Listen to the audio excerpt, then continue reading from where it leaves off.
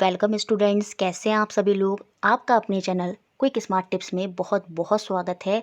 और आज की ये वाली सीरीज़ आपके लिए बहुत बहुत बहुत ज़्यादा इम्पॉर्टेंट है, जिसमें हमने जो प्रैक्टिस सेट किए हैं 1 से लेके 5 उनका रिवीजन आज हम करने वाले हैं। एक तरह से आपका टेस्ट होने वाला है ये 100 क्वेश्चन का, और आपको चैट बॉक्स में अपने आंसर करने हैं। सिंपल क्वेश्चन है और आपको आंसर करना है, क्योंकि आपने ये सारे क्वेश्चन पहले कर लिए हैं। और ये क्वेश्चन इतने इतने ज़्यादा इम्पॉर्टेंट हैं, क्योंकि ये पूरे एनसीईआरटी पर बेस्ड हैं, कहीं भी आपको किसी बुक में नहीं मिलेंगे। बहुत ही सेलेक्टेड क्वेश्चन मैंने ध्यान में रखकर बनाए थे ये। चाहे आपका यूपी टेट हो, चाहे आपका रीट होने वाला हो, चाहे आपका जूनियर एडिड हो, वहाँ पर इस प्रैक्टिस सेट से आप देखेंगे एग्ज़ाम में ज़रूर बहुत से क्वेश्चन देखने को मिलेंगे इनसे रिलेट करते हुए। तो अगर आपने पहले प्रैक्टिस सेट देखे हैं तो आप इनको फटाफट आंसर कर पाएंगे, और अगर नहीं भी देखे हैं तब भी आप क्या करेंगे, इन आंसर्स को समझेंगे और जो प्रैक्टिस सेट हैं पीछे उनको फिर से देखेंगे, क्योंकि वहाँ पर मैंने इनको डिटेल में समझाया है। और आज हम इनको डिटेल में नहीं समझने वाले। सिंपल एक तरह से आपका टेस्ट है, और आपको सिंपल सिंपल फटाफट चैट बॉक्स में जो है अपने आंसर यहाँ पर देने हैं। तो चलिए शुरू करते हैं आज की क्लास। और क्लास शुरू करने से पहले लाइक ज़रूर कर दें, क्योंकि वीडियो बहुत ही बढ़िया रहने वाली है और बहुत ही बढ़िया ज़बरदस्त ये क्वेश्चन है आप लोगों के लिए। पहला क्वेश्चन है, समतल दर्पण के द्वारा बना प्रतिबिंब होता है, बहुत बार हमने करा है, reflection made by the plane mirror, वो हमेशा कैसी होती है। चैट बॉक्स में आंसर दीजिए, क्या होगा यहाँ पर आंसर। तो यहाँ पर आंसर होगा ऑप्शन नंबर बी, इमेजिनरी, काल्पनिक, सबको पता होगा। यहाँ पर उल्टी इमेज नहीं बनती, यहाँ पर पार्श्व परावर्तित होती है, उल्टा सीधा दिखता है और सीधा उल्टा दिखता है, जिसे हम बोलते हैं इंग्लिश में लिटरली इन्वर्टेड। नेक्स्ट क्वेश्चन है, second question, myopia and hypermetropia can be corrected bye. ये जो आंखों के रोग हैं मायोपिया और हाइपरमेट्रोपिया, इनको हम किससे ठीक करते हैं। तो सिंपल सा पता होगा, मायोपिया के लिए हम कॉनकेव यूज़ करते हैं और हाइपरमेट्रोपिया के लिए हम कॉन्वेक्स लेंस यूज़ करते हैं, हिंदी में अवतल और उत्तल। तो ऑप्शन नंबर बी यहाँ पर बिल्कुल सही है। बच्चों के आंसर कमेंट बॉक्स में आ रहे हैं, तो सिंपल सिंपल आपको आंसर बताने हैं। मायोपिया आपका निकट दृष्टि दोष होता है और हाइपरमेट्रोपिया आपका दूर दृष्टि दोष होता है। Next question, question number 3, comment box में चैट बॉक्स में आंसर देना है आपको। The image formed on the retina of the human eye is. मानव आँख की रेटिना पर बनने वाली छवि कैसी होती है। चैट बॉक्स में आंसर दीजिए, क्या होगा यहाँ पर। आपको पता है हमारी आंखों में कॉन्वेक्स लेंस होता है, और कॉन्वेक्स लेंस में हमें इमेज जो मिल जाएगी वो कैसे मिल जाएगी, रियल और इन्वर्टेड, वास्तविक और उल्टी। ऑप्शन नंबर बी यहाँ पर बिल्कुल सही है। नेक्स्ट क्वेश्चन बढ़ते हैं, क्वेश्चन नंबर 4। ये क्वेश्चन मैंने आपको डिटेल में पहले भी समझा रखा है। एक लड़की है, उसके पास बैग है, वो 3 किलो का उसका भार है, उसको लेकर वो सीधी चल रही है, और ग्रेविटेशनल फोर्स, सीधी सी बात है, बैग जो उसने टांग रखा है उस पर नीचे की तरफ लग रही होगी। और जब भी एक कोई इंसान है सीधा चलता है और ग्रेविटेशनल फोर्स जो है वो परपेंडिकुलर हो जाती है, तो उस केस में 90 डिग्री का एंगल बन जाता है। और उस केस में जो वर्क डन होगा, यहाँ पर वर्क डन ही पूछ रहा है आपसे, तो वर्क डन जो है, कार्य जो किया है, उस केस में वो हमेशा ज़ीरो हो जाता है, क्योंकि कॉस थीटा में जब हम 90 की वैल्यू रखते हैं तो वो ज़ीरो हो जाती है, जिसकी वजह से जो वर्क डन होगा, कार्य होगा, वो हमेशा ज़ीरो होगा। तो ऑप्शन नंबर डी यहाँ पर बिल्कुल सही है। Next question, question number 5, which of the following is not a unit of energy. कौन सा ऊर्जा की इकाई नहीं है। जल्दी से चैट बॉक्स में आंसर बताइए, क्या होगा। आंसर आपके आ गए होंगे। फिफ्थ का आंसर होने वाला है बी, न्यूटन मीटर जो है वो एनर्जी की इकाई नहीं है, ये तो आपकी वर्क, कार्य की इकाई होती है। कार्य क्या होता है आपका, कार्य होता है आपका, वर्क होता है फोर्स इंटू डिस्प्लेसमेंट। फोर्स मतलब न्यूटन, डिस्प्लेसमेंट मतलब मीटर। तो न्यूटन मीटर तो आपकी कार्य की इकाई है, एनर्जी की इकाई, ऊर्जा की इकाई ये नहीं है। Next question, the number of joule contained in 1 kilo watt hour is. 1 kilo watt hour में कितनी जूलों की संख्या होती है, बताइए कमेंट बॉक्स में, चैट बॉक्स में क्या आंसर आपका यहाँ पर आने वाला है। यहाँ पर जो आंसर होने वाला है वो है आपका ऑप्शन नंबर ए, 36 इंटू 10⁵ जूल यहाँ पर आंसर होगा, क्योंकि 1 किलो वॉट में आपके 1000 जूल होते हैं। अब यहाँ पर घंटे में पूछ रहा है, तो हमको इसको क्या करना होगा, 3600 से इसको मल्टीप्लाई भी करना होगा, जिसकी वजह से 36 इंटू 10⁵ यहाँ पर हमारा आंसर हो जाना है। नेक्स्ट क्वेश्चन, क्वेश्चन नंबर 7 है, वर्क डन बाय फ्रिक्शन, घर्षण द्वारा किया गया कार्य से क्या होता है, बताइए कौन सी एनर्जी जो है घटेगी या बढ़ेगी। क्योंकि घर्षण क्या करता है, किसी चीज़ को रोकता है, और जब रोकेगा तो उससे क्या हो जाएगा, ऑप्शन नंबर बी यहाँ पर सही हो जाएगा। जो काइनेटिक गतिज ऊर्जा है वो जो है शरीर की कम हो जाएगी, तो ऑप्शन बी यहाँ पर सही है। Next question, question number 8, digestive enzymes are found in. इनमें से कहाँ ये जो डाइजेस्टिव पाचन एंजाइम्स होते हैं ये कहाँ पाए जाते हैं हमारी कोशिकाओं के अंदर। तो ये होते हैं, चैट बॉक्स में आंसर बताइए क्या होगा, ऑप्शन नंबर सी, सी यहाँ पर आंसर होगा लाइसोसोम। देखिए यहाँ पर हम थोड़ा जल्दी कर रहे हैं क्योंकि इनको हमने पहले कर लिया है सारे क्वेश्चन को। नेक्स्ट क्वेश्चन है question number 9, the atomic mass of sodium. यहाँ पर जो हमारा परमाणु द्रव्यमान है सोडियम का वो 23 बताया है, और number of moles in 46 gram of sodium. तो 46 ग्राम में कितने नंबर ऑफ मोल होंगे, तो जितने ग्राम में मोल हमें मास दिया है 46 दिया है, और नीचे क्या जाता है उसका एटॉमिक मास जिसे ही हम मॉलिकुलर या मोलर मास बोलते हैं, तो वो सोडियम का 23 बताया है। इसको कट करेंगे तो कितने मोल यहाँ पर निकल कर आ गए, नंबर ऑफ मोल यहाँ पर 2 निकल कर आ गए। 9 का आंसर ऑप्शन नंबर बी है। काफ़ी बच्चे बिल्कुल सही आंसर यहाँ पर दे रहे हैं। नेक्स्ट क्वेश्चन है question number 10, what is the formula mass of ZnO। Zinc oxide का यहाँ पर हमें सूत्र बताना है द्रव्यमान के अकॉर्डिंग। जिंक का एटॉमिक मास जो परमाणु द्रव्यमान है वो 65 है, ऑक्सीजन का 16 है, इन दोनों को ऐड करेंगे तो 81 यू आ जाएगा। तो ऑप्शन नंबर बी यहाँ पर बिल्कुल सही है। नेक्स्ट क्वेश्चन बहुत ही अच्छा क्वेश्चन है, which isotope is use in the nuclear power plant to generate electricity. परमाणु ऊर्जा संयंत्रों में बिजली बनाने के लिए किस समस्थानिक का उपयोग किया जाता है। कमेंट बॉक्स में आंसर बताइए। तो सीधा सा आंसर होगा आपका option number A, uranium 235। Next question है, which property of an element determine its chemical behaviour. किसी तत्व की क्या सम्मति उसके रासायनिक व्यवहार को निर्धारित करती है। तो अगर हमें किसी भी एलिमेंट के किसी भी तत्व की केमिकल बिहेवियर को जानना है तो हम किसके अकॉर्डिंग बताते हैं, हम उसकी वैलेंसी के अकॉर्डिंग बताते हैं। तो ऑप्शन नंबर बी यहाँ पर सही होगा। हम पता करते हैं किससे कि जो उनकी शेल हैं उनमें कितने फ्री इलेक्ट्रॉन हैं लास्ट शेल में, उसके थ्रू ही हम किसी भी एलिमेंट किसी भी तत्व का रासायनिक जो व्यवहार है वो वहाँ पर हम बताते हैं। ऑप्शन बी यहाँ पर सही है। नेक्स्ट क्वेश्चन है question number 13, which of the flowing element does not exhibit the electrovalency. निम्नलिखित में से कौन सा तत्व इलेक्ट्रोवैलेंसी को प्रदर्शित नहीं करता है। चैट बॉक्स में आंसर बताइए। तो यहाँ पर सीधा सा आंसर होगा option number C, carbon. Carbon electrovalency show नहीं करता। इसको हम अलग से पढ़ते हैं कार्बन एंड इट्स कंपाउंड, क्योंकि ये शेयरिंग करता है, ये चेन बनाता है, उसको हम अलग से इस वजह से पढ़ते हैं। तो यहाँ पर इलेक्ट्रोवैलेंसी कार्बन नहीं करता। ठीक है। नेक्स्ट क्वेश्चन है क्वेश्चन नंबर 14, चैट बॉक्स में आंसर आपको देना है। कैम्फर जिसको हम कपूर बोलते हैं, जब हम उसको ओपन खुला छोड़ देते हैं तो धीरे धीरे क्या होता है वो उड़ने लगती है और उसका जो अमाउंट है वो घट जाता है। इस फिनोमिनन को हम क्या कहते हैं, जिसमें जो कैम्फर क्या है वो सॉलिड में है, कपूर आपकी ठोस अवस्था में, और वो सीधी गैस में बन गई है ना। बाहर आपने उसको खुला छोड़ दिया तो वो गैस में बन गई, उड़ गई मतलब गैस में बन गई। तो वो डायरेक्ट सॉलिड से गैस बनने वाला फिनोमिनन, वो प्रक्रिया क्या कहलाती है, तो वो आपका सब्लिमेशन होता है, ऊर्ध्वपातन होता है, जिसमें सॉलिड से डायरेक्ट गैस बन जाता है। तो ऑप्शन डी यहाँ पर सही है।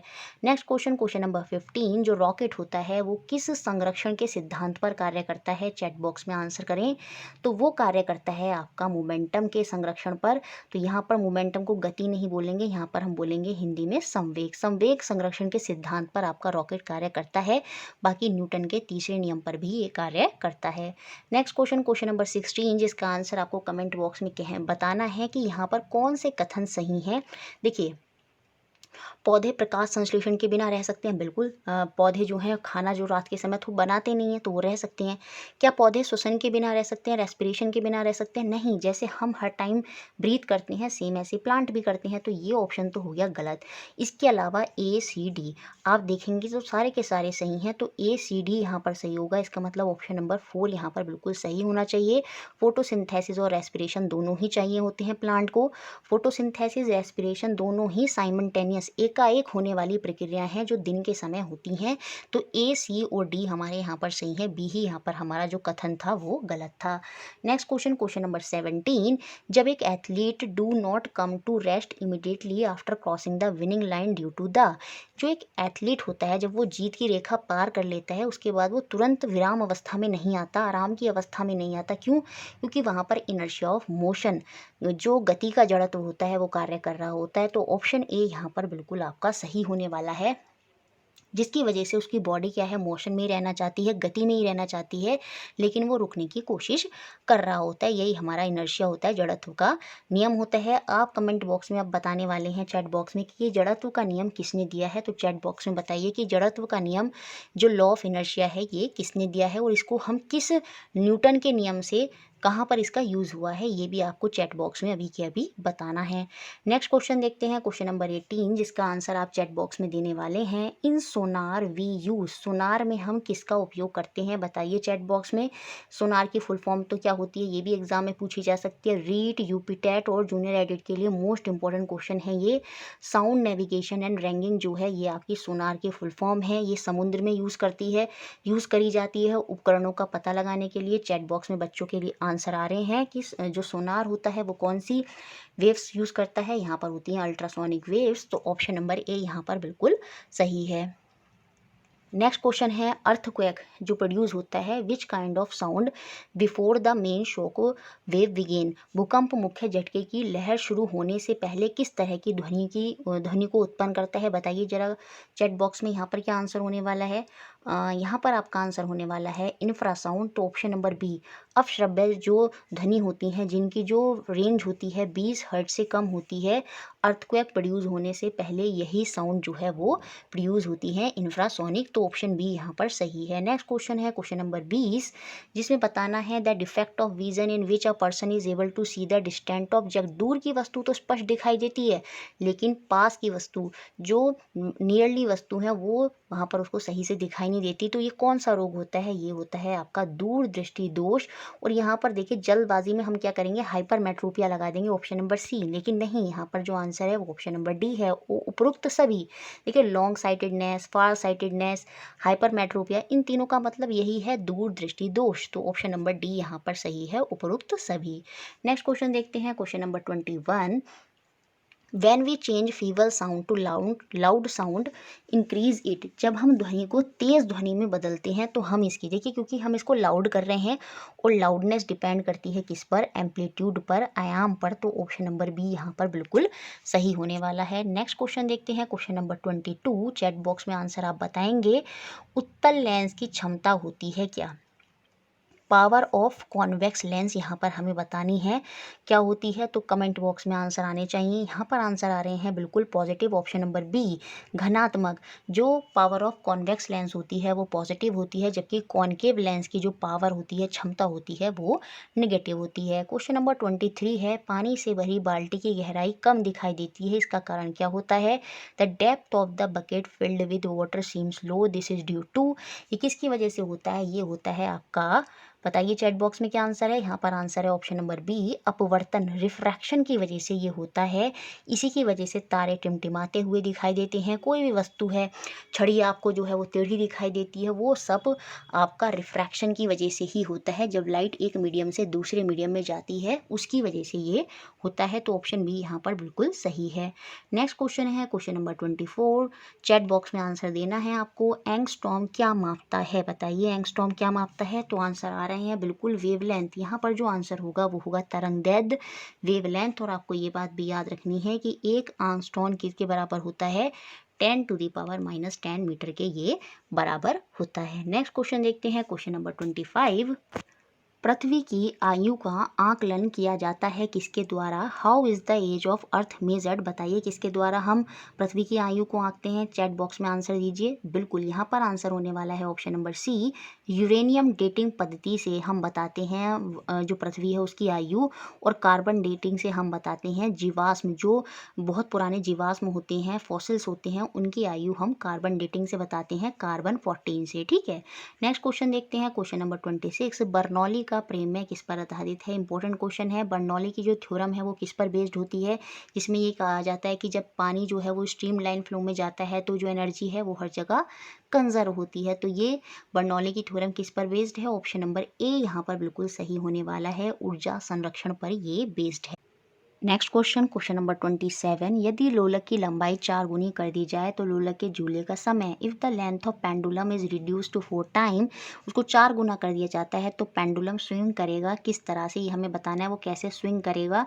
तो आपको पता होगा टाइम और लेंथ का अंडर रूट में एक रिलेशन होता है, तो यहाँ पर बोल रहा है कि जो लेंथ है वो 4 गुनी कर दी गई है, और जब हम इसको खोलेंगे तो यहाँ से ये 2 निकल कर आ जाएगा, क्योंकि अंडर रूट 4 की वैल्यू 2 होती है, जो टाइम है वो भी कितना हो जाएगा हमारा, वो दुगना गुना हो जाएगा, डबल हो जाएगा, तो ऑप्शन नंबर डी यहाँ पर सही है। नेक्स्ट क्वेश्चन है क्वेश्चन नंबर 28। जब हम एक चल वस्तु की गति यहाँ पर दुगनी कर दी जाए तो उसकी गतिज ऊर्जा क्या होगी? व्हेन द स्पीड बोलें या वेलोसिटी बोलें of a moving object doubles, क्योंकि गति यहाँ पर वेलोसिटी के टर्म में ही होगी। तो वेलोसिटी अगर किसी ऑब्जेक्ट की डबल कर दी जाती है तो उसकी काइनेटिक गतिज ऊर्जा यहाँ पर हमें बतानी है। तो गतिज ऊर्जा का फॉर्मूला होता है हाफ mv²। ये जो v है यही वेलोसिटी है, यही गति है, और उसने बोला गति दुगनी कर दी जाए। गति जो है पहले अगर 1 थी, अब वो 2 कर दी गई, और 2 का जब हम वर्ग करेंगे तो वो कितना खुलेगा? 4। तो यहाँ पर जो गतिज ऊर्जा है वो कितनी हो जाएगी? चौगुनी हो जाएगी। तो ऑप्शन नंबर डी यहाँ पर सही है, 4 टाइम्स। नेक्स्ट क्वेश्चन जो आपको चैट बॉक्स में आंसर देना है, यदि हम भूमध्य रेखा से ध्रुवों की ओर जाते हैं तो जी का मान, जो ये गुरुत्वाकर्षण होता है, ग्रेविटी होती है, तो उसका मान हमें बताना है। If we move from equator two poles then the value of जी। तो जी की वैल्यू जो है वो क्या होती है, ये यहाँ पर हमें बतानी है। तो बिल्कुल सीधा सा आंसर है ऑप्शन नंबर ए, ये बढ़ती है, क्योंकि वहाँ पर हमें पता है कि इक्वेटर पर जो अर्थ है उसका जो जी की वैल्यू होती है वो बिल्कुल शून्य होती है, ज़ीरो होती है। जैसे जैसे हम इक्वेटर से ऊपर जाएंगे तो वहाँ पर जी की वैल्यू बढ़ती चली जाएगी, और पोल्स पर, ध्रुवों पर ये सबसे ज़्यादा वैल्यू होती है आपकी जी की। उसके ऊपर जाने पर भी जी की वैल्यू घटने लगती है। तो याद रखेंगे, तो जी की वैल्यू सबसे कम कहाँ होती है? इक्वेटर पर, वहाँ पर ज़ीरो होती है, और सबसे ज़्यादा ध्रुवों पर जी की वैल्यू होती है। लेकिन जब हम ध्रुवों पर जा रहे हैं इक्वेटर से तो उस समय भी जी की वैल्यू बढ़ेगी। तो ऑप्शन नंबर ए यहाँ पर सही है। मेंडलीव की जो पीरियोडिक टेबल थी उसने उसमें कुछ गैप छोड़ दिए थे, कुछ जगहों को खाली छोड़ दिया था, ये सोचकर कि कुछ एलिमेंट हैं, कुछ तत्व हैं जो बाद में डिस्कवर्ड होंगे। Which of the following element found a place in the periodic table later. तो कौन सा तत्व है जो आवर्त सारणी में बाद में आया? तो ये हमें बताना है। देखिए, क्लोरीन, सिलिकॉन, ऑक्सीजन ये पहले से थे, तो कौन सा तत्व आया था? वो था आपका जर्मेनियम। ऑप्शन नंबर डी यहाँ पर बिल्कुल सही है। Next question, question number 31। चुंबकीय क्षेत्र का मात्रक है। What is the unit of magnetic field? बताइए चैट बॉक्स में क्या आंसर होगा। मैग्नेटिक फील्ड का क्या यूनिट होता है? बिल्कुल यहाँ पर जो आंसर होगा वो होगा आपका गॉस, या फिर हम इसको बोल सकते हैं टेस्ला। और आपको पता होना चाहिए, एक टेस्ला जो होता है वो 10⁴ गॉस के बराबर होता है। तो चुंबकीय क्षेत्र, मैग्नेटिक फील्ड के दो मात्रक हैं, एक तो आपका गॉस भी है और एक आपका टेस्ला है, और एक टेस्ला 10⁴ गॉस के बराबर होता है। नेक्स्ट क्वेश्चन है क्वेश्चन नंबर 32, जिसका आंसर आप चैट बॉक्स में देने वाले हैं। प्रबल अम्ल और दुर्बल क्षारक से बने लवण का पीएच मान कितना होता है? यहाँ पर आपका जो सॉल्ट है जो है वो स्ट्रॉन्ग एसिड और वीक बेस से है, और जब स्ट्रॉन्ग एसिड है तो पूरा का पूरा सॉल्यूशन जो है वो स्ट्रॉन्ग एसिड ही होगा। तो उस केस में जो उसकी पीएच वैल्यू है वो कितनी होगी? वो वहाँ पर 7 से कम होगी। तो ऑप्शन नंबर बी यहाँ पर बिल्कुल सही है। Next question, question number 33, chat box में आंसर आप देंगे। हाइड्रोजन के रेडियो सक्रिय समस्थानिक को कहते हैं क्या? The hydro active isotope of hydrogen is. कौन सा हाइड्रोजन के 3 आइसोटोप होते हैं, ये आपको पता होगा। तो कौन सा रेडियो सक्रिय आइसोटोप है? तो वो ऑप्शन नंबर सी हो जाएगा यहाँ पर सही। ट्राइटियम जो होता है यही हमारा रेडियो सक्रिय आइसोटोप होता है। नेक्स्ट क्वेश्चन है क्वेश्चन नंबर 34, जो कि हमारा कार्बन एंड इट्स कंपाउंड वाले चैप्टर से है। C3H8 belongs to the homologous series of. जो ये C3 है और इसमें जो 8 हाइड्रोजन फिल हुए हुए हैं, ये हमें बताना है कि ये किस होमोलोगस सीरीज से बिलोंग करता है। ये आपका क्या हो जाएगा? पूरी तरह से इसमें सिंगल बॉन्ड से सारे के सारे फिल हो रहे हैं, तो ये आपका होगा एल्केन। मतलब ऑप्शन नंबर सी यहाँ पर बिल्कुल सही होने वाला है। एल्केन हम इनको बोलते हैं, और ये हमने पढ़ रखा है पहले से ही, मैंने आपको अच्छे से समझाया है। डिस्क्रिप्शन बॉक्स में या ऊपर आई बटन पर इसका लिंक आ रहा होगा, आप वहाँ से कार्बन एंड इट्स कंपाउंड वाले चैप्टर को देख सकते हैं। तो ये सारी चीज़ें फिर आपको अच्छे से समझ में आ जाएंगी। नेक्स्ट क्वेश्चन है क्वेश्चन नंबर 35, जिसका आंसर आपको चैट बॉक्स में देना है। ये भी कार्बन एंड इट्स कंपाउंड वाले ही चैप्टर से है। अ हाइड्रोकार्बन हैज़ 4 कार्बन एटम। एक हाइड्रोकार्बन में 4 कार्बन के एटम हैं। Give its molecular formula if it is alkene. इसका हमें आणविक सूत्र देना है जब ये क्या होगा? जब ये एल्कीन होगा। 4 कार्बन वाले को हम क्या बोलते हैं? ब्यूटेन, ब्यूट बोलते हैं। ब्यूटीन हो जाएगा क्योंकि इसमें ENE है। तो यहाँ पर केमिकल फार्मूला जो एल्कीन का होता है वो मैंने आपको क्या बताया था, वो होता है आपका C, क्योंकि यहाँ पर 4 कार्बन एटम है तो C4, और यहाँ पर हो जाएगा H। जितने भी वो बोलता है कार्बन के एटम, वही यहाँ पर 2 n की वैल्यू में रेफर करते हैं तो मतलब 2 × 4 करेंगे तो 8। तो आंसर यहाँ पर होने वाला है ऑप्शन नंबर बी C4H8। ठीक है, अगर अभी भी ये समझ में नहीं आ रही हैं तो आप जो आई बटन में वीडियो है या लास्ट में आपको मिल जाएगी हाइड्रोकार्बन करके वीडियो, वहाँ आप उसको देखेंगे तो ये सारी चीज़ें आपको अच्छे से समझ में आ जाएंगी। नेक्स्ट क्वेश्चन है क्वेश्चन नंबर 36, जिसका आंसर आपको चैट बॉक्स में देना है। यहाँ पर 2 कॉलम दे रखे हैं और इनकी मैचिंग हमें करनी है। कुछ यहाँ पर हमें साइंटिस्ट के नेम है और उन्होंने क्या क्या खोजा है वो हमें बताना है और उसका सही क्रम हमें यहाँ पर बताना है। देखिए जो अलेक्जेंडर फ्लेमिंग है उन्होंने क्या बताया है, बताइए। अलेक्जेंडर फ्लेमिंग ने पेनिसिलिन की खोज की है। एडवर्ड जेनर ने किसकी खोज की है, स्मॉल पॉक्स की, चेचक के टीके की। लुइस पास्चर ने किसके बारे में बताया है, लुइस पास्चर ने किंडवन फर्मेंटेशन के बारे में बताया है। और जो रॉबर्ट कॉच हैं इन्होंने एंथ्रेक्स जीवाणु के बारे में बताया है। ये चारों में से एक ना एक साइंटिस्ट के बारे में ज़रूर पूछ लिया जाता है तो ये आपको याद रखना है। तो ये सही मैचिंग जो है वो ऑप्शन नंबर 1 में ही मिलेगी आपको, कि जो अलेक्जेंडर फ्लेमिंग है उन्होंने तो आपकी खोज की है पेनिसिलिन की, एडवर्ड जेनर ने जो है वो चेचक के टीके की, लुइस पास्चर ने फर्मेंटेशन किंडवन और रॉबर्ट कॉच ने anthrax bacterium. Next question question number 37, जिसका आंसर आपको चैट बॉक्स में देना है। Inside the magnet the field line move. चुंबक के अंदर जो क्षेत्र रेखाएं होती हैं वो कैसे चलती हैं। देखिए चुंबक के बाहर जो क्षेत्र रेखाएं हैं वो नॉर्थ से साउथ की तरफ जाती हैं, लेकिन चुंबक के अंदर जो रेखाएं होती हैं वो साउथ से नॉर्थ की तरफ जाती हैं। तो ऑप्शन बी यहाँ पर सही है बिल्कुल। बहुत से बच्चों का आंसर यहाँ पर ऑप्शन नंबर बी आ रहा है। Next question question number 38, which of the following statement is not correct about the magnetic field. कौन सा कथन चुंबकीय क्षेत्र के बारे में सही नहीं है ये हमें बताना है। चुंबकीय क्षेत्र जो लाइंस होती हैं वो क्लोज कर्व बनाती हैं, बिल्कुल। ये जो उसमें होता है क्लोज कर्व आपको देखने को मिलता है यहाँ से यहाँ, फिर इस तरह से, तो क्लोज कर्व यहाँ पर बिल्कुल बनता है। Do not intersect with each other, ये एक दूसरे से नहीं मिलती, ये बात बिल्कुल सही है। Direction of tangent at any point in magnetic field line gives the direction of magnetic field at that point, बिल्कुल। जैसे नॉर्थ पोल है और ये साउथ पोल है, जिस तरह से ये जा रही है, यहाँ इस पॉइंट पर अगर मैंने टेंजेंट ड्रॉ कर दी तो वो उसी की तरफ आपको मैग्नेटिक फील्ड लाइन की डायरेक्शन वो बताता है। जैसे इस पॉइंट पर है तो टेंजेंट ऐसे जा रही होगी तो मैग्नेटिक फील्ड लाइन भी आपकी इसी तरह से होंगी। इस पॉइंट पे है तो टेंजेंट ऐसे जाएगी तो मैग्नेटिक फील्ड लाइन भी कुछ इसी तरह से होंगी, ये बात भी सही है। और यहाँ पर ये बोल रहा है लास्ट में, आउटसाइड द मैग्नेट, जो मैग्नेटिक फील्ड लाइन्स होती हैं, जो चुंबकीय क्षेत्र रेखाएं होती हैं वो साउथ से नॉर्थ जाती हैं, नहीं, वो तो इनसाइड द मैग्नेट होता है, चुंबक के अंदर होता है, चुंबक के बाहर तो नॉर्थ से साउथ होता है। तो यही हमारा जो ऑप्शन है वो करेक्ट नहीं होगा, तो ऑप्शन डी यहाँ पर बिल्कुल सही है। नेक्स्ट क्वेश्चन है 39, the muscular diaphragm that control the size of people is. मांसपेशियों का डायफ्राम जो पुतली के आकार को नियंत्रित करता है उसको हम क्या बोलते हैं, उसको हम बोलते हैं ऑप्शन नंबर सी आयरिस। तो यहाँ पर सभी बच्चों का आंसर सही है, ऑप्शन नंबर सी यहाँ पर बिल्कुल सही है। 39 का वो होगा आपका आयरिस। नेक्स्ट क्वेश्चन है question number 14, near and far point of a young person normal eye. एक युवा व्यक्ति की सामान्य आंखों के पास और दूर के बिंदु कितनी होते हैं। तो पास का बिंदु होता है 25 सेंटीमीटर और दूर का बिंदु होता है इन्फिनिटी। तो ऑप्शन नंबर सी यहाँ पर बिल्कुल सही आपका होने वाला है। Next question question number 41। देखिए क्वेश्चन को हम जल्दी जल्दी इसलिए कर रहे हैं क्योंकि ये क्वेश्चन हमने कर लिए हैं सारे के सारे पहले, और ये सिर्फ आपका रिवीजन है, एक तरह से टेस्ट हो रहा है, ताकि आपके माइंड में ये क्वेश्चन जो है परमानेंट सेट हो जाएं। वीडियो अच्छा लग रहा है तो लाइक ज़रूर कर दें। A form of matter has no fix shape. एक मैटर की पदार्थ की वो अवस्था जिसका एक निश्चित आकार नहीं होता लेकिन फिक्स वॉल्यूम है, एक निश्चित आयतन है, तो वो पदार्थ का कौन सा रूप होता है। तो वो पदार्थ का आपको पता होना चाहिए, वो द्रव अवस्था होती है, वो लिक्विड फॉर्म होती है। तो क्रिप्टन, कार्बन स्टील और ये कार्बन डाइऑक्साइड तो गैस हो गई, ये दोनों सॉलिड हो गए। यहाँ पर जो कैरोसिन है, मिट्टी का तेल है, यही आपका लिक्विड होगा। और लिक्विड में आपको फिक्स्ड शेप जो निश्चित आकार है वो देखने को नहीं मिलता, लेकिन आपको एक निश्चित आयतन वॉल्यूम जो है वो वहाँ पर देखने को मिलता है। तो ऑप्शन बी यहाँ पर सही है। नेक्स्ट क्वेश्चन 42, जिसका आंसर आप कमेंट बॉक्स में देने वाले हैं।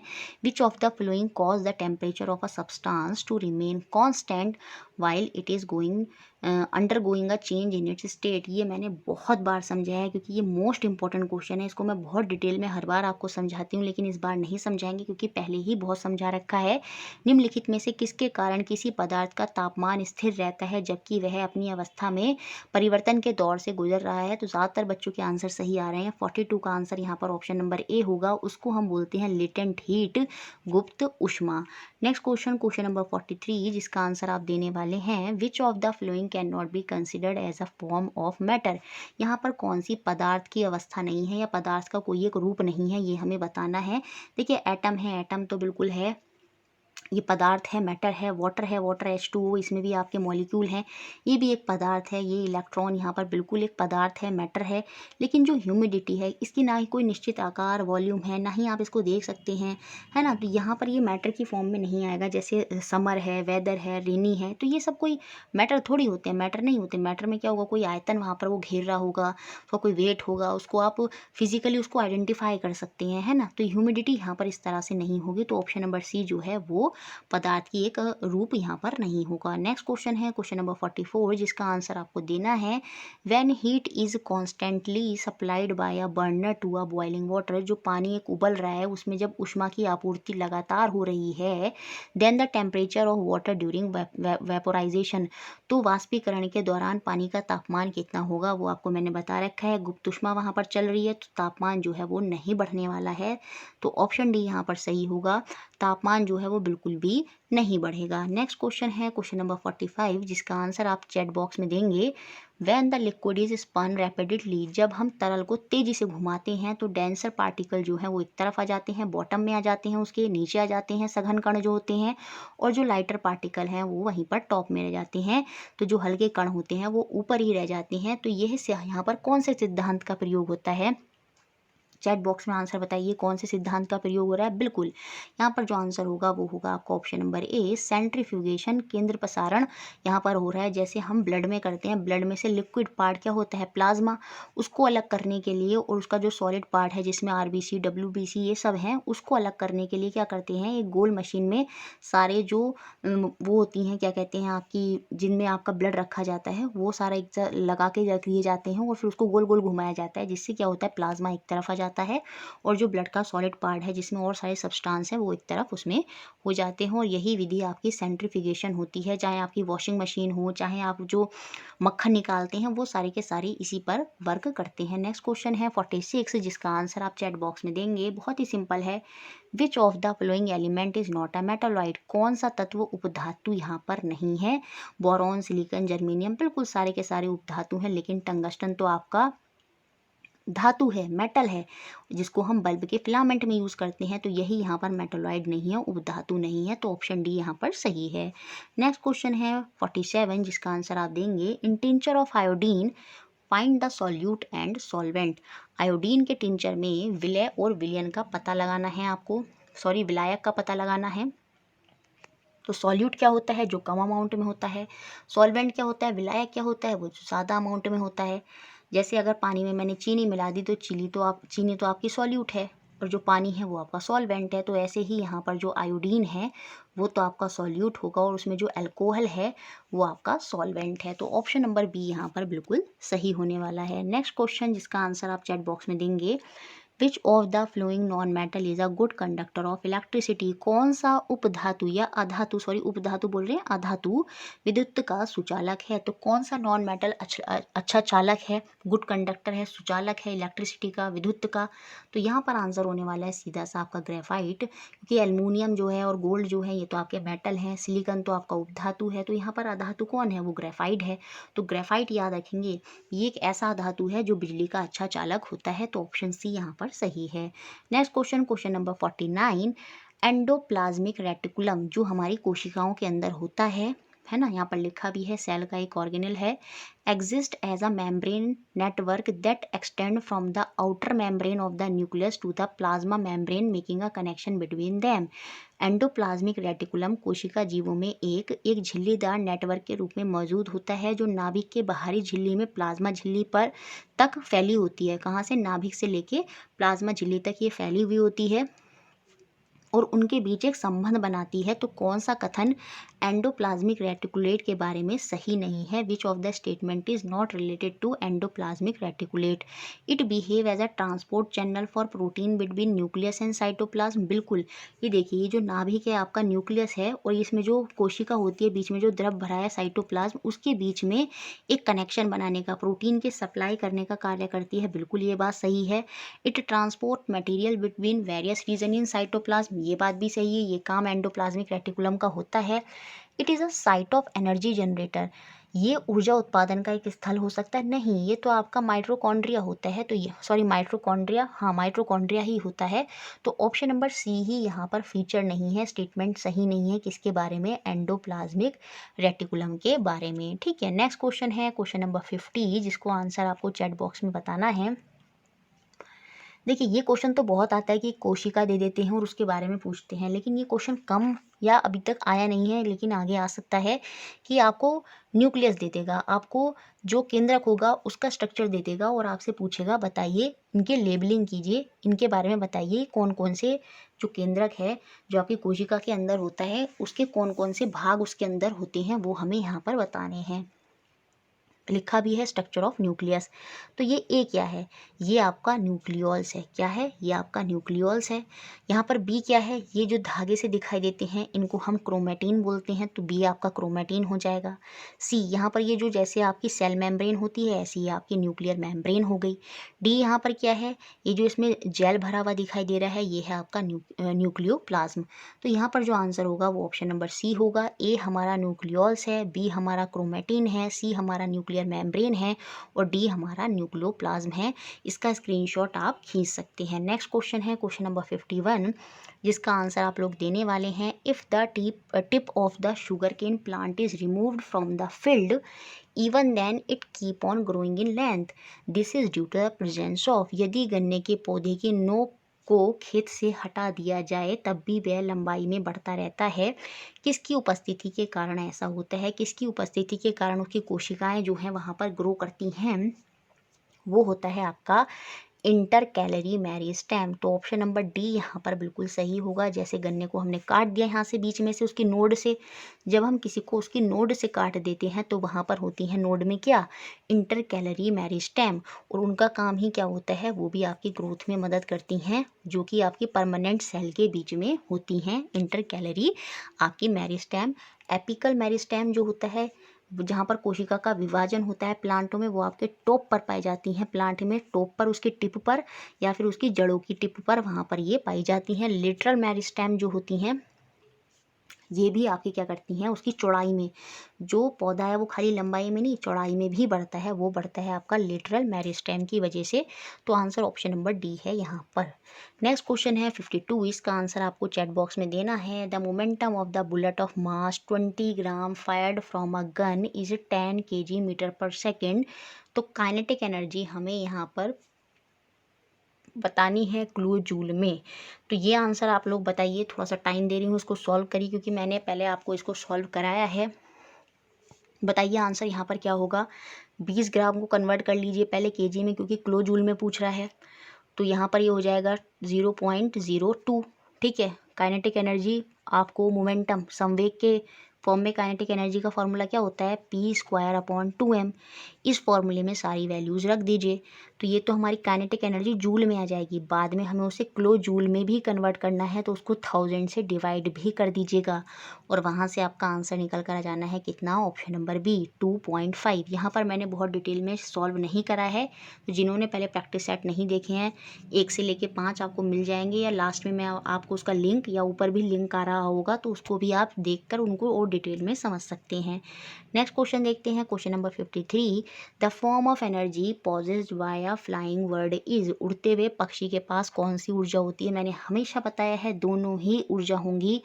तो यहाँ पर आंसर है आपका ऑप्शन नंबर सी, गतिज और स्थिज ऊर्जा दोनों। 53 का आंसर आपका सी होने वाला है। ठीक है, नेक्स्ट क्वेश्चन क्वेश्चन नंबर 54, इसको आप करिए जल्दी से और चैट बॉक्स में आंसर बताइए।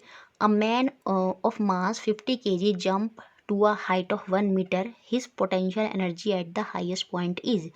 बड़े पैमाने पर 50 किलो का एक आदमी 1 मीटर की ऊंचाई तक कूदता है। उच्चतम बिंदु पर उसकी स्थित ऊर्जा यहाँ पर हमें बतानी है। फॉर्मूले में रख दीजिए mgh, मास है 50, ग्रेविटी जी की वैल्यू भी 10 दे रखी है, हाइट है 1, तो आंसर निकल कर आ गया 500 जूल। तो ऑप्शन बी यहाँ पर बिल्कुल सही है और मुझे लगता है बच्चों ने चैट बॉक्स में यही आंसर दिया होगा। नेक्स्ट क्वेश्चन है क्वेश्चन नंबर 55, जिसका आंसर आपको देना है अ माइक्रोफोन कन्वर्ट क्या।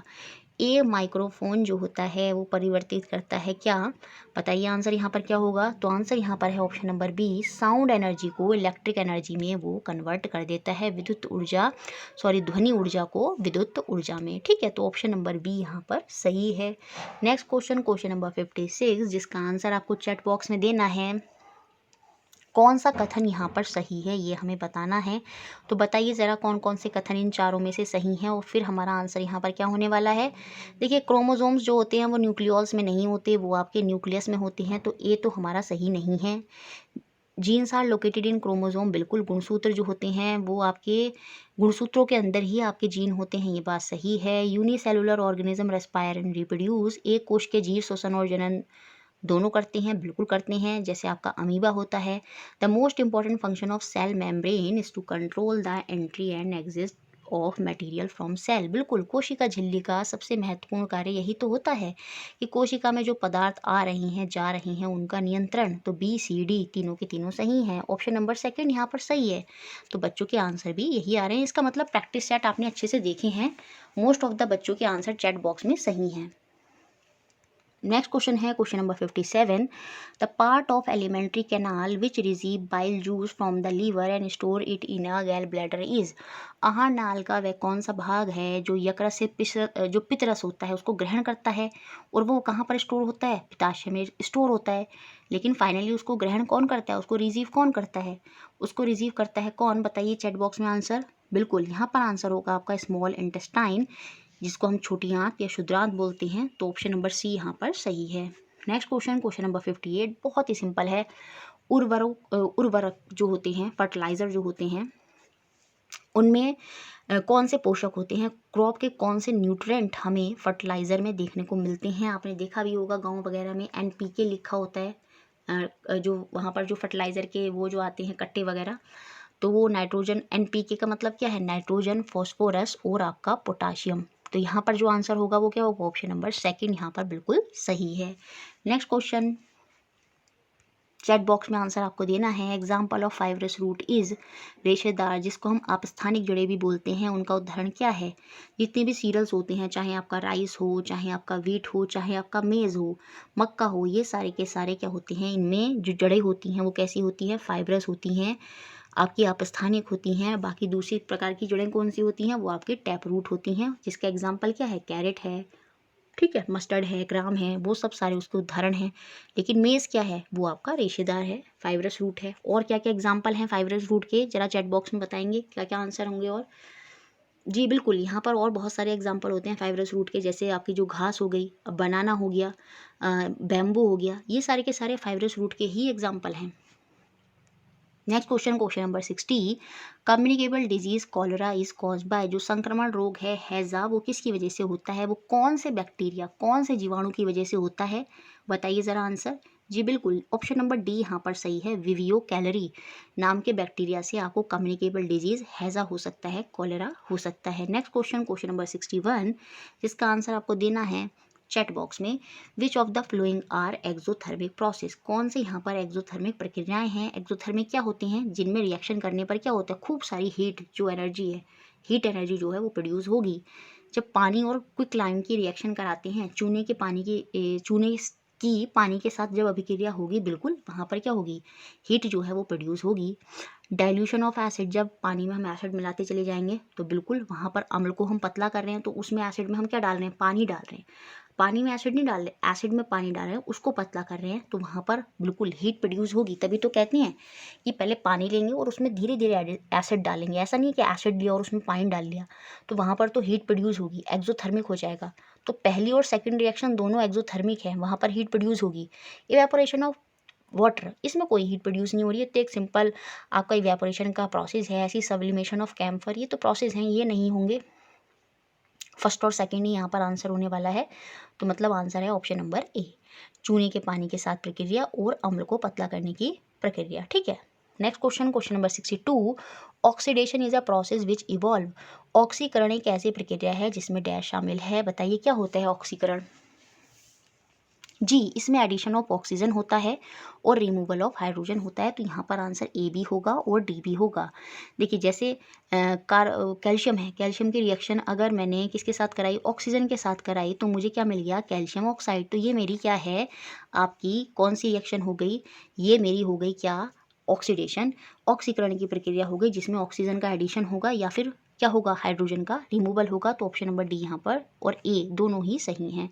रिडक्शन में क्या होगा, रिडक्शन में इसका उल्टा होता है, यहाँ पर रिमूवल ऑफ ऑक्सीजन होगा। जैसे कैल्शियम ऑक्साइड बना अभी मेरा, ठीक है, इसको मैंने हाइड्रोजन के साथ, 2 यहाँ से हटा देते हैं, हाइड्रोजन के साथ इसकी रिएक्शन करा दी, तो क्या होगा, कैल्शियम मुझे अकेला मिल गया, तो यहाँ पर ऑक्सीजन हट गया तो रिडक्शन हो गया, और प्लस H2O यहाँ पर मुझे वाटर मिल गया। तो रिडक्शन में क्या होगा, रिडक्शन में ऑक्सीजन रिमूव हो जाता है, रिमूवल ऑफ ऑक्सीजन और addition of hydrogen.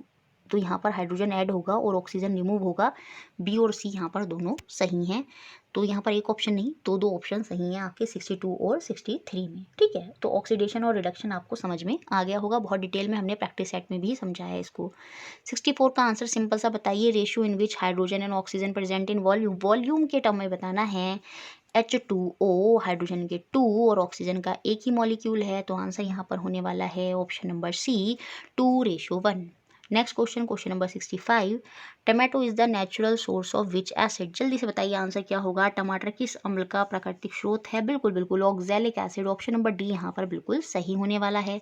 Next question, question number 66, brine is an. Brine क्या है बताइए, यहाँ पर तो आंसर ही लिख दिया है, सोडियम हाइड्रोक्साइड, नहीं सोडियम हाइड्रोक्साइड नहीं, बताइए आप बताइए कि ब्राइन क्या है। ब्राइन यहाँ पर क्या है बताइए जल्दी से। देखिए ब्राइन क्या होता है, ब्राइन वो सॉल्यूशन होता है जिसमें सॉल्ट बहुत ज़्यादा हो जाता है, कॉन्सेंट्रेशन ऑफ सॉल्ट जो है जब बहुत ज़्यादा होगा तो वो आपका ब्राइन होता है, और सॉल्ट मतलब सोडियम क्लोराइड। तो आंसर है यहाँ पर option number C, sodium chloride का जलीय घोल। हिंदी में लिखने में थोड़ी सी दिक्कत इसलिए हो जाती है क्योंकि ट्रांसलेट करना पड़ता है, तो उसमें थोड़ा सा कभी कभी गड़बड़ हो जाता है।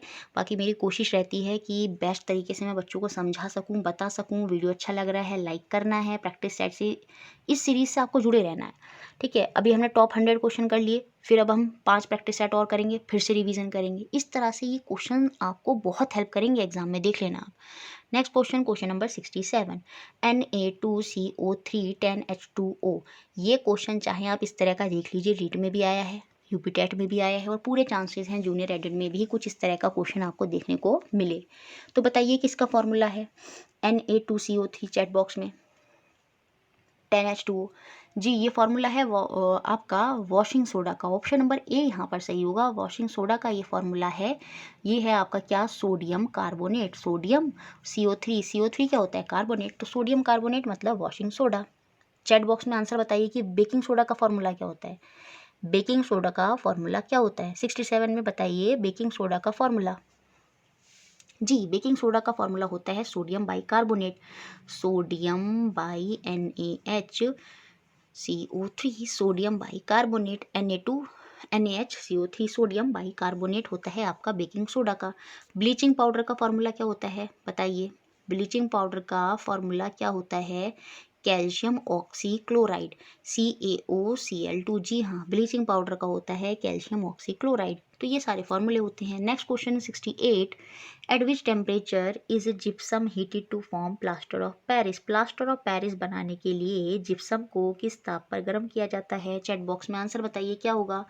जी बिल्कुल आंसर होगा यहाँ पर option number B, 100 degree Celsius temperature होता है जिस पर हीट करने के बाद जिप्सम को प्लास्टर ऑफ पेरिस में कन्वर्ट कर दिया जाता है।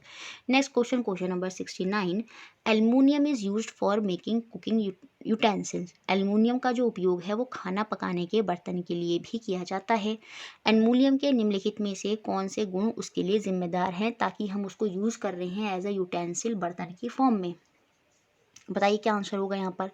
जी गुड थर्मल कंडक्टिविटी तो उसमें होगी ही, साथ में हाई मेल्टिंग पॉइंट होता है, इसी वजह से हम एल्युमिनियम के बर्तन बनाते हैं। तो आंसर है यहाँ पर पहला और फोर्थ, मतलब 2 इन्हीं प्रॉपर्टी की वजह से हम एल्युमिनियम के बर्तन बनाते हैं, पहला और चौथी प्रॉपर्टी की वजह से। तो आंसर है option number D, first and fourth. ठीक है, अच्छे तापीय चालकता होती है इसकी और उच्च यहाँ पर इसका गलनांक होता है। Next question, question number 70। काफ़ी आगे हम जा रहे हैं और काफ़ी स्पीड से हम इसलिए ही जा रहे हैं क्योंकि ये क्वेश्चन हमने कर रखे हैं और एक तरह से आपका रिवीजन ही यहाँ पर हो रहा है। Which of the following is the correct arrangement of the given metal in ascending order of their reactivity. निम्नलिखित में से कौन सा उनकी प्रक्रियाशीलता के आरोही क्रम में दिए गए धातुओं को सही व्यवस्थित करता है। अब देखिए, ये क्वेश्चन थोड़ा घुमा कर पूछा है। इसमें इसने ये नहीं पूछा है कि किस तरह से उनका वो होता है रिएक्टिविटी, सिर्फ टेबल की बात कर रहा है। जैसे आपने रिएक्टिविटी टेबल देखी होगी, तो रिएक्टिविटी टेबल में सबसे पहले क्या आता है?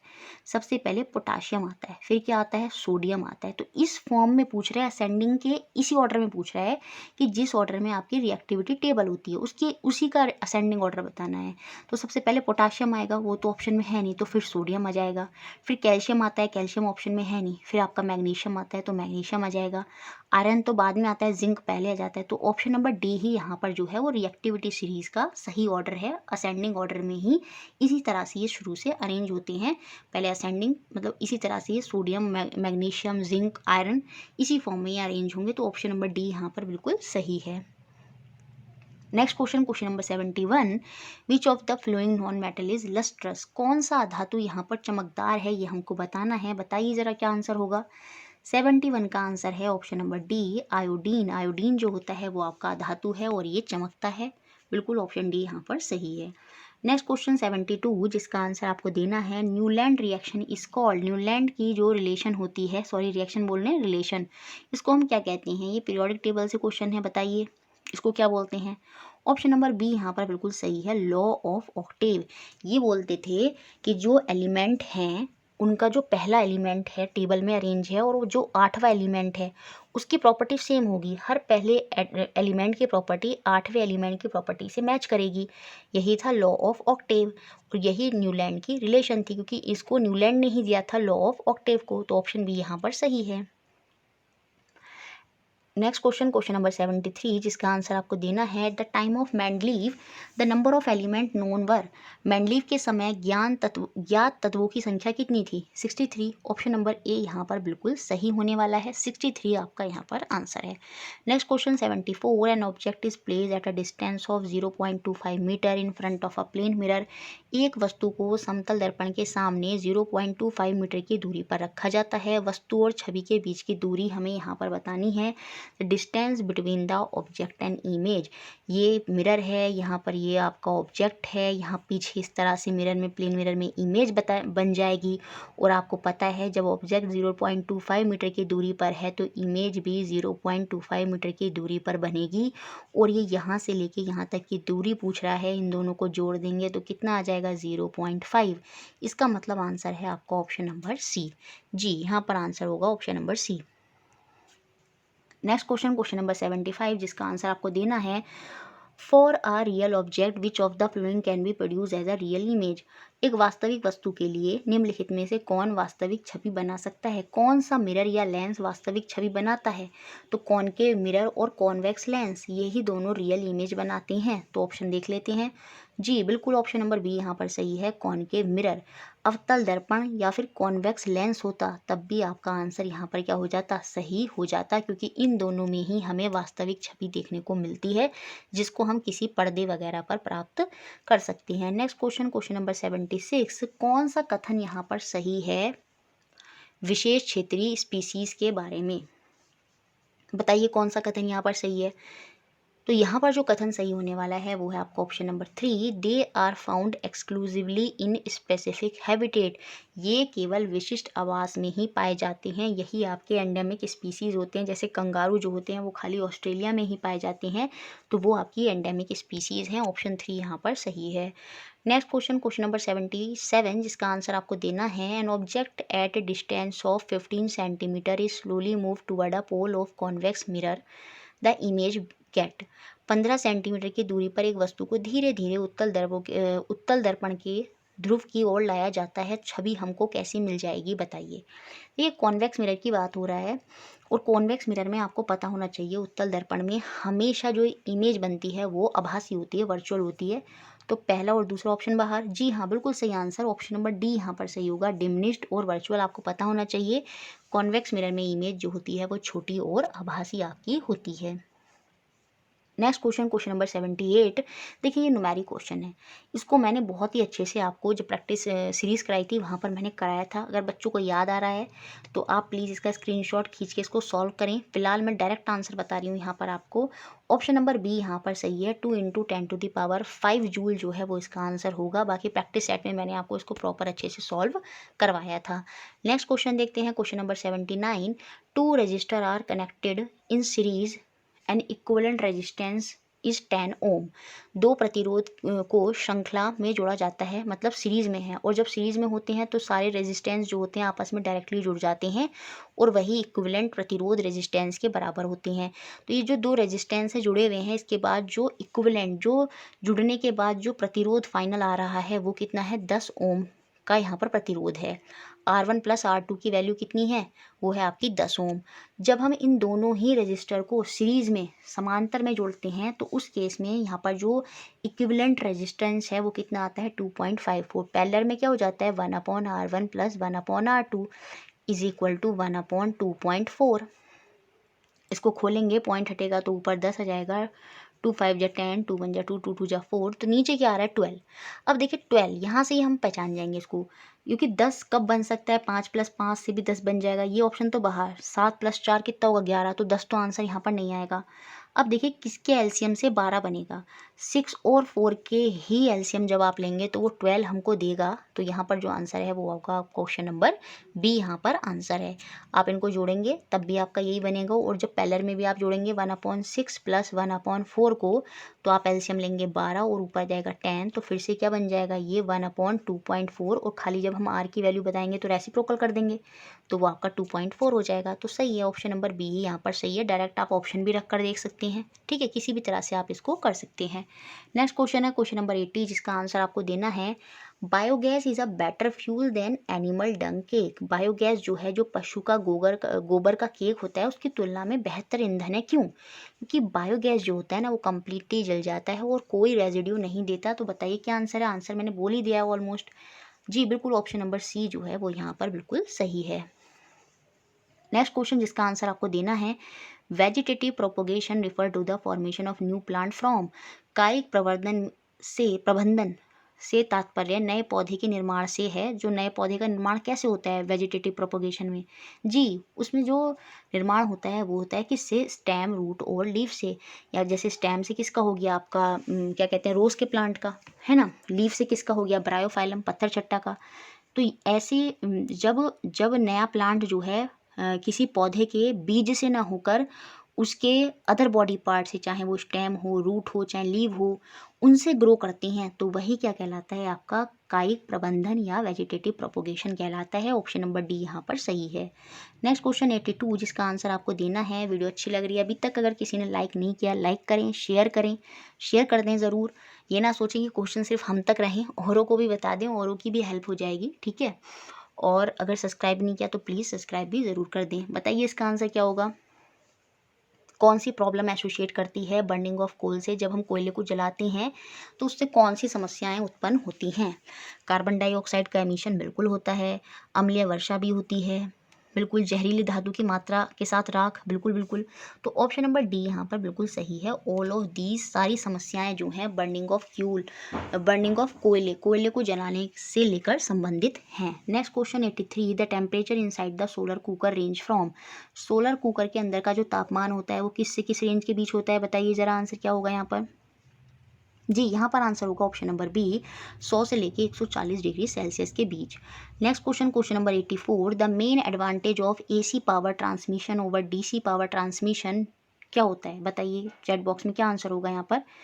यहाँ पर आंसर होने वाला है option number A, AC transmit without loss of energy. AC जो अल्टरनेटिव करंट है उसका ट्रांसमिशन होता है without the loss of energy. AC में जो करंट है वो क्या होता है, एक दिशा में नहीं जाता, वो दूसरी दिशा में भी जाता है, ठीक है। जबकि डीसी में क्या होता है, करंट जो होता है वो सिर्फ एक ही दिशा में जाता है। Next question number 85, a concave mirror of radius 30 centimetre is placed in water, it focal length in air and water differ by. 30 centimetre त्रिज्या का अवतल दर्पण पानी में रखा जाता है। हवा और पानी में इसकी फोकल लंबाई भिन्न होगी कैसे, कितनी भिन्न होगी बताइए। देखिए बात यहाँ पर अवतल दर्पण की हो रही है और मिरर की बात हो रही है, लेंस की तो हो नहीं रही है। मिरर में तो कोई मतलब ही नहीं बनता मीडियम का, एयर वाटर का, तो यहाँ पर जो फोकल लेंथ है उसमें कोई डिफर ही नहीं होगा, तो वो ऑप्शन नंबर डी ही यहाँ पर सही होगा। 0 यहाँ पर आंसर आपका होने वाला है। Next question, question number 86, a light travel from a rare to denser medium it will have. जब एक प्रकाश विरल माध्यम से, जो हल्का होगा, जिसकी डेंसिटी, जिसका घनत्व कम होगा, उसे हम विरल बोलते हैं, इंग्लिश में रेयरर, वो सघन में जाता है, डेंसर में जाता है, जिसकी घनत्व ज़्यादा होगा, तो बताइए क्या होगा प्रकाश में। तो उस केस में उसकी वेलोसिटी भी घटती है और उसकी वेवलेंथ भी, तरंग दैर्ध्य भी घटता है। तो बी और सी दोनों, मतलब ऑप्शन नंबर डी यहाँ पर सही है। लेकिन याद रखेंगे फ्रिक्वेंसी, आवृत्ति कभी नहीं घटती, वो हमेशा सेम ही रहेगी, लेकिन वेलोसिटी और वेवलेंथ जो है रेयर से डेंसर में जाने में वो घट जाती है। ठीक है।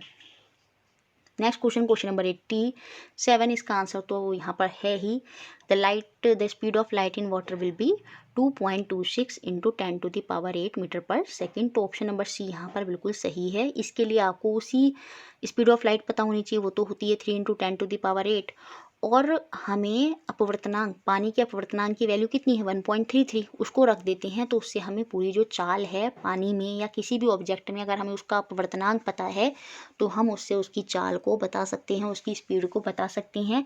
तो पानी की यहाँ पर है 2.26 into 10⁸ metre per second. Next question, question number 88, इसका आंसर आपको चैट बॉक्स में देना है। एक्सपेंड द एब्रीविएशन GAP, बताइए GAP की फुल फॉर्म क्या होगी।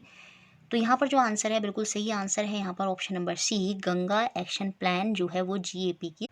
Next question, question number 89, in rhizopus tubular thread like structure bearing sporangia at their tip are called. ये राइजोपस क्या है, ये फंगाई का एक एग्जाम्पल है जो हमारे ब्रेड वगैरह पर लग जाती है, वो बहुत डिटेल में दिखा दिया है फंगाई का एग्जाम्पल। फंगाई का एक फॉर्म है राइजोपस, इस तरह से ब्रेड में होती है, इसको बहुत ही माइक्रोस्कोपिक लेवल पर देखा गया है। तो इसमें जो ये थ्रेड लाइक स्ट्रक्चर है, ये जो आपको थ्रेड दिख रहा है, ये ऊपर इस तरह से और ये इस तरह से थ्रेड, तो ये आपका दोनों एरो में बताइए क्या कहलाता है। इसको हम बोलते हैं हाइफे। तो ऑप्शन नंबर बी यहाँ पर बिल्कुल सही है। और ये एग्जाम्पल है किसका, ये राइजोपस जो है ये फंगाई का एक एग्जाम्पल है, ये भी एग्जाम में पूछा जा सकता है। ये क्या होता है, ये आपका स्पोरेंगिया होता है और इसके अंदर स्पोर्स होते हैं, बाद में क्या होते हैं, ये डिस्पर्स हो जाते हैं, ये फूट जाते हैं और यही जो स्पोर्स हैं वो नीचे गिर जाते हैं। और ये जो फंगाई आपने देखा होगा ब्रेड पर, फिर क्या होता है, पूरी तरह से फैल जाती है। तो ये हाइफे होते हैं, थ्रेड लाइक जो होते हैं इसमें। तो ऑप्शन बी यहाँ पर सही था। Next question, question number 19, the flower of hibiscus plant is. ये जो हिबिस्कस का पौधा होता है, जो गुड़हल का पौधा होता है, उसमें जो फूल होते हैं वो किस तरह के होते हैं, वो आपके बिल्कुल बाइसेक्सुअल होते हैं। तो ऑप्शन नंबर ए यहाँ पर सही है। बाइसेक्सुअल का मतलब है यहाँ पर कि यहाँ पर एक मेल और फीमेल के जो रिप्रोडक्टिव पार्ट होते हैं फ्लावर के, वो दोनों के दोनों इसमें इन्वॉल्व होते हैं। यूनिसेक्स, न्यूट्रल, वेरी स्मॉल, ये तो कुछ है ही नहीं, तो आंसर यहाँ पर बाइसेक्सुअल ही होगा। ठीक है, option number A. Next question, question number 91, which is the most common method of reproduction in majority of fungi and bacteria. जो अधिकांश कवक और बैक्टीरिया होते हैं उनमें प्रजनन का सबसे आम तौर पर कौन सा तरीका होता है, अभी बताया था, स्पोर फॉर्मेशन। जी हाँ, स्पोर फॉर्मेशन बीजाणु गठन ही होता है, जैसे अभी राइजोपस में हुआ था, स्पोर जो है वो डिस्पर्स हो गए थे। तो स्पोर फॉर्मेशन ही फंगाई और बैक्टीरिया में प्रजनन का एक तरीका होता है। ऑप्शन बी यहाँ पर सही है। Next question, which plant hormone promote cell division. कौन सा पादप हार्मोन कोशिका विभाजन को बढ़ावा देता है, तो वो होता है साइटोकाइनिन। बहुत इंपॉर्टेंट क्वेश्चन है। साइटोकाइनिन जो होता है पौधों में सेल डिवीजन को प्रमोट करता है। ऑक्सिन क्या होता है, ये पौधों की लंबाई बढ़ाने में मदद करता है। और जब फोटोसिंथेसिस होता है तो जो पौधे होते हैं उनका जो फेस है वो सन की तरफ हो जाता है ऑक्सीजन की वजह से। और ये जो गिबरेलिन होता है ये आपका किसमें, जर्मिनेशन में मदद करता है। ठीक है, इस तरह से ये सारे हेल्प करते हैं। बहुत सारे हार्मोन्स जो हैं वो प्लांट के अंदर होते हैं। The main function of abscisic acid in plant is. पौधों में जो एब्सिसिक एसिड होता है इसका मुख्य कार्य क्या होता है, ये क्या करता है, इनकी ग्रोथ को इनहेबिट करता है, विकास को बाधित करता है। ऐसा थोड़ी होता है कि पौधे जो होते हैं वो बढ़ते जाते हैं बढ़ते जाते हैं, नहीं, उनकी ग्रोथ एक समय पर रुक जाती है। तो टू इनहिबिट ग्रोथ उसके लिए कौन सा एसिड होता है, एब्सिसिक एसिड होता है प्लांट के अंदर। ठीक है। The longest fibre on the cell body of a neuron is. जो हमारी सेल है उसमें जो न्यूरॉन है उसमें जो न्यूरॉन होता है उसकी जो लॉन्गेस्ट फाइबर होती है, उसका एक पूरा स्ट्रक्चर होता है कुछ इस तरह से ऐसे करके बना हुआ होता है। तो उसमें जो लॉन्गेस्ट, उसमें जो ये फाइबर होती है उसको हम क्या बोलते हैं, उसको हम एक्सॉन बोलते हैं। ऑप्शन नंबर सी यहाँ पर बिल्कुल सही है। नेक्स्ट क्वेश्चन है question number 95। The main function of cerebrum, जो हमारा ब्रेन होता है, ब्रेन का जो आगे वाला हिस्सा होता है वो सेरिब्रम होता है। सेरिब्रम का मुख्य कार्य क्या होता है, ये थिंकिंग, जितना भी रीजनिंग वगैरह जो होती है वो हम यहीं पर करते हैं, सेरिब्रम की वजह से होती है। तो ऑप्शन नंबर ए यहाँ पर सही है, सोचना, थिंकिंग, ये सारा सेरिब्रम का ही कार्य होता है। Next question question number 96। Maximum number of electron in an orbit of an atom is determined by, परमाणु की किसी कक्षा में अधिकतम इलेक्ट्रॉनों की संख्या हम किसके माध्यम से बताते हैं। यहाँ पर n क्या है, कक्षाओं की संख्या। जैसे पहली कक्षा है तो उसमें कितने इलेक्ट्रॉन होंगे, वो हम फॉर्मूले से बताते हैं 2n स्क्वायर से। और यहाँ पर n क्या होता है, यही आपकी कक्षा है। पहली कक्षा मतलब n की वैल्यू 1, 1 का स्क्वायर मतलब 1, और 2 की गुणा 1 से करेंगे तो पहली कक्षा में कितने इलेक्ट्रॉन हैं, 2। दूसरी कक्षा में, दूसरी कक्षा में कितने इलेक्ट्रॉन होंगे, वहाँ पर होंगे 8, क्योंकि 2n के स्क्वायर में रखेंगे, n की वैल्यू 2 होगी, 2 का स्क्वायर मतलब 4, 4 2 जा 8।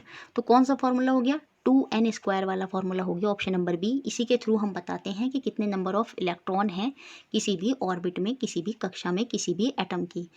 Next question question number 97। Posture and balance of a body is controlled by, हमारे शरीर का जो आकार और संतुलन है वो कौन नियंत्रित करता है।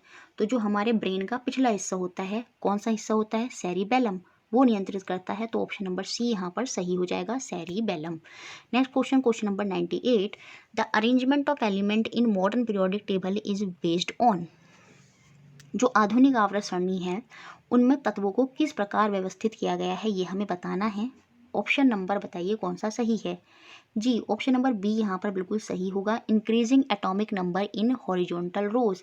36 पंक्तियों में परमाणु संख्या की वृद्धि के अकॉर्डिंग ही उनको अरेंज किया गया है। पहले उनको एटॉमिक मास के बेसिस पर अरेंज किया गया था, लेकिन मॉडर्न पीरियोडिक टेबल में उनको उनके एटॉमिक नंबर, परमाणु संख्या के अकॉर्डिंग ही उनको अरेंज किया गया है। तो ऑप्शन नंबर बी यहाँ पर बिल्कुल सही है। देखिए, जो आवर्त सरणी होती है उसमें जो 36 रेखाएं होती हैं उन्हें हम पीरियड बोलते हैं, आवर्त बोलते हैं, मतलब जो हॉरिजॉन्टल वाली रेखाएं होती हैं। और जो हमारी वर्टिकल वाली लाइंस होती हैं, जो वर्टिकल वाले कॉलम्स होते हैं, उनको हम क्या बोलते हैं, वर्ग बोलते हैं, ग्रुप बोलते हैं। और याद रखेंगे जो पीरियड्स होते हैं, जो आवर्त होते हैं, वो कितने हैं हमारे मॉडर्न पीरियोडिक टेबल में, 7। और जो हमारे ग्रुप्स हैं वो कितने हैं, वो है हमारे 18। ये बात आपको याद भी रखनी है। Question number 99। In diamond each carbon atom is bonded to form 4 other carbon atom. ठीक है, हीरे में प्रत्येक कार्बन परमाणु को बनाने के लिए 4 अन्य कार्बन के जो परमाणु हैं वो एक साथ जोड़े जाते हैं। जैसे आप डायग्राम में देख सकते हैं। खाली अगर मैं पर्टिकुलर इसको उठाऊं तो देखिए, एक कार्बन एटम के साथ 4 अन्य कार्बन एटम जुड़े हुए हैं। तो ये जो स्ट्रक्चर है, ये कैसा स्ट्रक्चर आपको देखने में लग रहा है। देखिए, ये स्ट्रक्चर होता है एक रिजिड 3 डायमेंशनल स्ट्रक्चर, एक कठोर त्रिआयामी संरचना यहाँ पर ये होती है। तो ऑप्शन नंबर बी यहाँ पर बिल्कुल सही है। नेक्स्ट और लास्ट क्वेश्चन, और इसी के साथ हमारे 100 क्वेश्चन हो जाएंगे। वीडियो अच्छा लगता है तो लाइक अभी तक अगर नहीं किया तो करें, शेयर करें, और इसी तरह हमारे साथ जुड़े भी रहना है, क्योंकि इससे टीचर को भी मोटिवेशन मिलता है। और अब आगे हम हमारा 6th प्रैक्टिस सेट करेंगे। फिर से हम 20 क्वेश्चन, फिर 6th 7th 8th 9th 10th, और जब 10 प्रैक्टिस सेट हो जाएंगे फिर से हम उन अगले 100 क्वेश्चन का फिर से इसी तरह से टेस्ट के तौर पर रिवीजन करेंगे। Artificial flavour for orange is obtained from, बताइए संतरे के लिए कृत्रिम स्वाद किसके थ्रू बनाया जाता है, वो क्या होता है, क्या मिलाया जाता है जिससे हमें संतरे जैसा स्वाद आता है, आर्टिफिशियल फ्लेवर ऑफ ऑरेंज। जी, यहाँ पर आंसर होगा option number D, octyl acetate से प्राप्त होता है हमें ये। तो ऑप्शन नंबर डी यहाँ पर सही है। तो ये थे हमारे 100 क्वेश्चन जिसका मैंने आपको रिवीजन करा दिया है, और अब आपको ये अच्छे से माइंड में सेट हो गए होंगे। तो चलिए फिर मिलते हैं अगले नंबर के प्रैक्टिस सेट पे, प्रैक्टिस सेट 6, जिसमें हम फिर से बहुत अच्छे क्वेश्चन देखेंगे। Thank you very much.